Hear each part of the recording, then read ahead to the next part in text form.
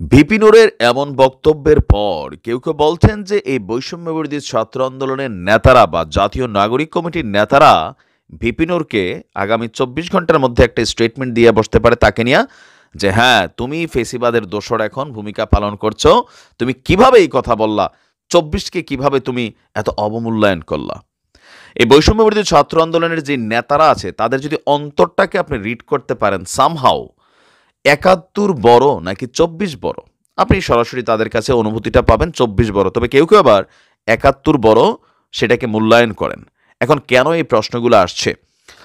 VP নুরের যে বক্তব্য আজকের দিনে সেটা সোজা মানে বৈষম্যবিরোধী ছাত্র আন্দোলন, জাতীয় নাগরিক কমিটি অথবা গতকালকে শহীদ মিনার থেকে যে দাবি দাওয়া উঠছে এটার সাথে সম্পূর্ণ সাংঘর্ষিক, আর যার কারণেই ছাত্ররা খেপবে এটা ধারণা করা যায়। তবে তারই বক্তব্যে বিএনপি সহ বাকি যে রাজনৈতিক দলগুলো আছেন তাদের জন্য কিছু স্টেবিলিটি আসবে, বিশেষ করে বিএনপির জন্য।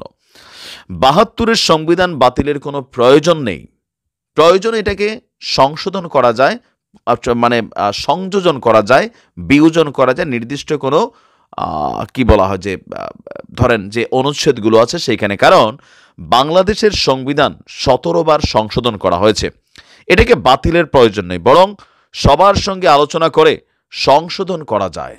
আর ২৪-এর ইস্যু সম্পর্কে তিনি আবার বলছেন, কেউ কেউ যখন বলছেন এটা নতুন স্বাধীনতা, দ্বিতীয় স্বাধীনতা, তো তিনি বলছেন জাতি একবারই স্বাধীন হয়, ৭১-এর সঙ্গে কোনোভাবেই ২৪-এর তুলনা চলে না। স্বৈরাচার বিরোধী আন্দোলন এটাকে বলা যায়, আমিও এই শব্দটাতে মনে করি যে এটা সঠিক শব্দ। অভ্যুত্থান বলতে পারেন, গণ অভ্যুত্থান বলতে পারেন, কিন্তু দ্বিতীয় স্বাধীনতা বা ১৯৭১-এর সেই মহান গৌরব ইতিহাসের সাথে ২৪-এর এই ইতিহাসকে তুলনা করার আসলে প্রয়োজন হয় না। দুইটা আলাদা, দুইটা স্পেসে কাজ করছে। ৯০ও হয়েছিল, তবে এটা ছোটখাটো ছিল, এখন এটা বড়।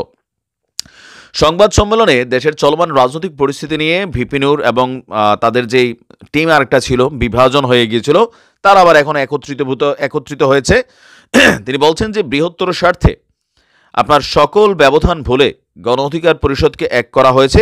দু একজনের বাইরে থাকতে পারে, হয়তো তারেক মোটামুটি যেই মোটা কাটা যেই ক্যারেক্টারটা। আচ্ছা, তো তিনি আপনার বলছেন যে গতকালকের এই আন্দোলন থেকে ভিপি নুরের বক্তব্য, আমরা ইতিমধ্যেই সরকারের নানান দুর্বলতা লক্ষ্য করছি। আইনশৃঙ্খলা পরিস্থিতির উন্নতি হয়নি, আওয়ামী হাইকমান্ডের লোকজন পালিয়ে যাচ্ছে, সচিবালয়ে আগুন আমাদের হতাশ করছে।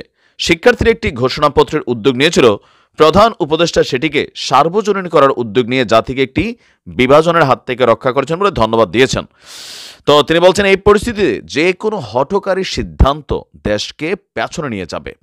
দেশ এবং জাতিকে রক্ষায় ঐক্য ও সংহতির ভিত্তিতেই বাংলাদেশকে চালাতে হবে।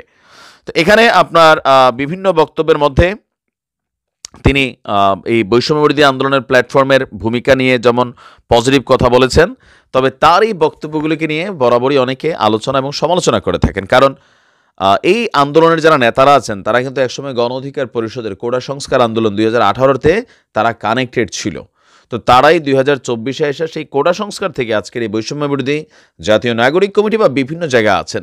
ভিপি নুরও একসময় তিনি শেখ হাসিনার সামনে গিয়ে বলছিলেন সালাম টালাম করে ওনার চেহারার মধ্যে মারে দেখেন, প্লাস হচ্ছে তিনিও ছোটোবেলায় ছাত্রলীগ করতেন। আবার আমাদের বৈষম্যবিরোধী আন্দোলনের অনেকেই তারাও সাবেক ছাত্রলীগ নেতা। তো ভিপি নুরের এই বক্তব্যটা, আজকে তিনি যে বক্তব্যটা দিয়েছেন, আলোচনা সমালোচনা থাকতেই পারে, বাট এই বক্তব্যটা কোথাও না কোথাও দেশকে অস্থিতিশীল পরিস্থিতির মুখ থেকে রক্ষায় তিনি মনে করছেন তার এই বক্তব্যটা সঠিক এবং কি যুগোপযোগী। আপনি কি মনে করেন?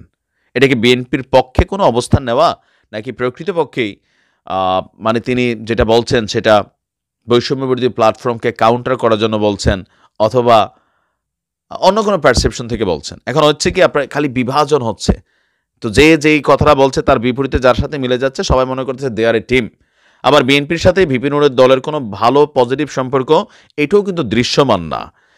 বিএনপির বেশ কিছু বক্তা থেকে বা তারও বিভিন্ন সময়ের বক্তব্য, এই যে বর্তমান সিচুয়েশনে বিএনপির নেতাকর্মীদের ইস্যু নিয়ে ভিপি নুর কিন্তু বরাবরই কথা বলেন।